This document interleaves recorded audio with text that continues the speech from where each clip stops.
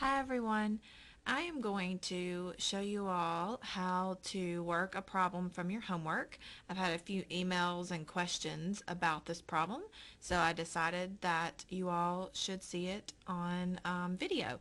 And so if you look at the problem, this is number 23. It's listed 23, I believe, in your chapter 1 homework. And it says that gasoline has a density of 0.66 grams per milliliter. What is the mass of 10 gallons in kilograms? All right, so what we're going to do is first off we have to think about what is density. So the first thing I do is I write out density equals mass over volume. And I know if I have any two of these variables I can always solve for the third one. So 0.66 grams per milliliter equals mass. So that's our x. We don't know that. Okay, but we have an issue here. So volume has to be in milliliters, right? So that our units can cancel. But we're given gallons. Okay, and you may have a variation of this problem. And actually, I'm going to use 3.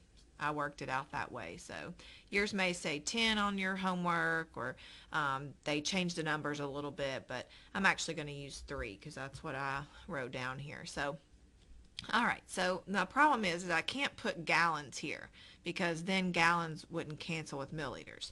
So I have to convert to milliliters.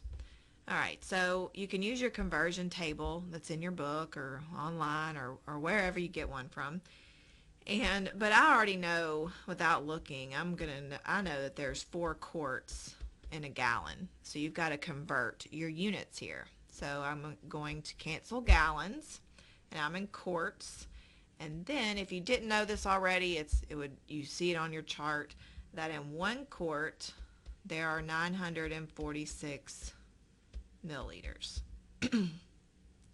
Since I only have one sig fig here, usually a lot of times you have more than that, right?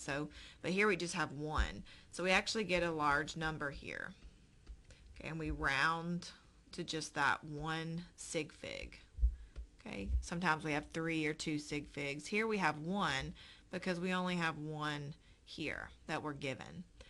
All right, so now I have milliliters, so perfect. So now my volume, I'm ready to plug that in. So 1 times 10 to the 4th. Okay, so all I have to do now is rearrange the equation. So I could do that before. So if I isolate mass by itself, I would do something like this. Okay, however you learned in algebra. But that would be volume times density equals mass. Okay, or I can do the same thing here. So I'm going to end up multiplying 0.66 grams per milliliter times 1 times 10 to the 4th. Okay, keep in mind in your calculator, you're probably going to need to use parentheses. And this is going to give me mass. All right, so if my answer comes out to be, in my calculator, comes out to be this. All right, but I have, as I see here, I have 2 sig figs. Okay, so, and I know I can only have 1, so I'm going to go ahead and round this. Okay, so I'm going to round this to 7,000 grams. All right, grams is our unit because we know that density is grams per milliliter. So if we plug it into this equation, it has to match up with the units. Okay, and therefore so here was milliliters. So we canceled and we're left with mass in grams. All right, then the last part says it wants to answer in kilograms. So some of you may already be able to look at this and know that all you need to do is move your decimal to the left 3 places. So 1, 2, 3. And so we get 7 kilograms. Okay, if you don't see that, then you know that 7,000 grams, there are 1,000 grams in 1 kilogram. So if you divide by 1,000, you're going to move that decimal to the left 3 places, and you're going to get 7 kilograms.